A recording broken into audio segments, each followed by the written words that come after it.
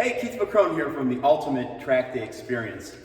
First, I want to say thank you very much for all the continual emails that are coming in, and we're trying to address these things as quickly as we possibly can.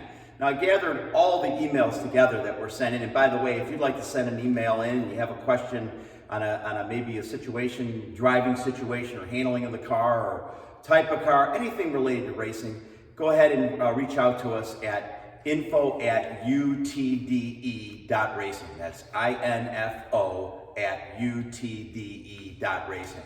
But as I was saying, I gathered all the emails together and took a look at all the questions. And a lot of the questions, I kind of wrote them down here.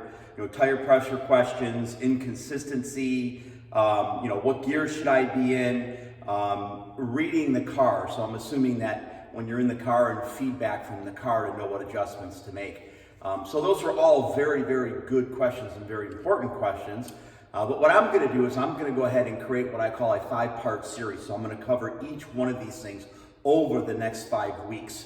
And the first thing that I want to cover today, and I'm going to actually title this thing as the 5 biggest mistakes drivers make. And I'll tell you, it doesn't matter if you're, I got a motorcycle right now that's actually in this video. It doesn't matter if you're riding this or if you're in the race car and you're driving this.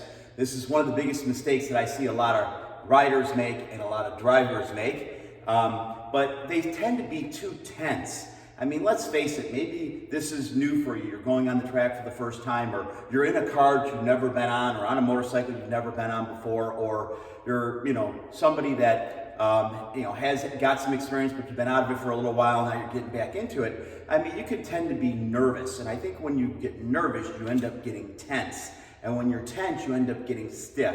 And I think when you're stiff on a motorcycle or stiff in a race car, it's really bad for you. And the reason being is because you have a hard time feeling feedback from either the motorcycle and or the car. The car is constantly trying to tell you something. It's telling you what it wants to do. It tells you what it likes, what it doesn't like. And you got to be able to feel that. Maybe it's something where you got to change your line, change your driving style a little bit. Maybe it's something that you have to make an adjustment to either the bike or the car. But if you're somebody that's really stiff, you're gripping onto the steering wheel really stiff, you're holding your shoulders really stiff. Sometimes I see the individual's legs really stiff. If there's a dead pedal in the car, the left leg is really stiff on the dead pedal. You need to just relax for a little bit. If you feel that you're tense, breathe. I like to say breathe in full, exhale full. Breathe in full, exhale full for like 10 times.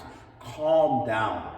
Get in the car and realize and tell yourself that I need to make sure that I'm not tense when I'm inside the car. I need to be a little bit loose or a little bit free in the car so that I can feel the feedback from the car. The second thing is, if you're somebody that maybe is not getting out there and doing a lot of things athletic-wise, you may want to stretch out for a while. Take 30 minutes.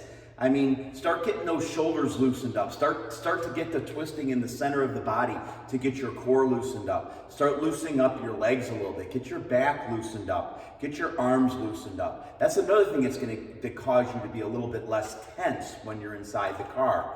Now, again, when you go through the breathing techniques, you go through the stretching techniques, and you get in the car and you go out there, you also have to mentally tell yourself, do not be tense in this car. I mean, I got to be light on the steering wheel so that I can get the feedback from the car. I have to be, again, loose in the shoulder areas and loose in the legs. I don't want to pin myself in the car as far as the legs are concerned. Naturally, the belts are going to be really tight, but your legs are going to be a little bit loose.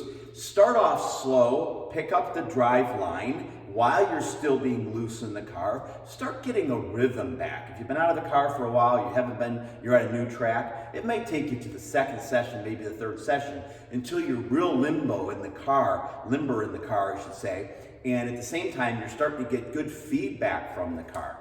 So again, that's my tip number one. The biggest mistake I see drivers make is when they jump inside of a car, they're just physically not ready. So take your time, breathe, get loosened up, mentally get prepared.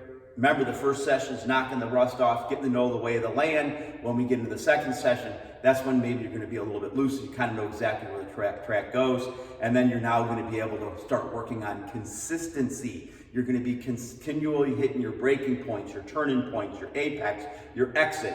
You're going to be able to continually make sure you're in the right gear in every corner. So consistency is going to help you when you're inside the car and you're a little limbo. At the same time, you're also going to be able to get good feedback from the car. So if you're somebody that's maybe advanced and making changes to the car, you're also going to be able to get good feedback that you can make changes for yourself or report back to the engineer.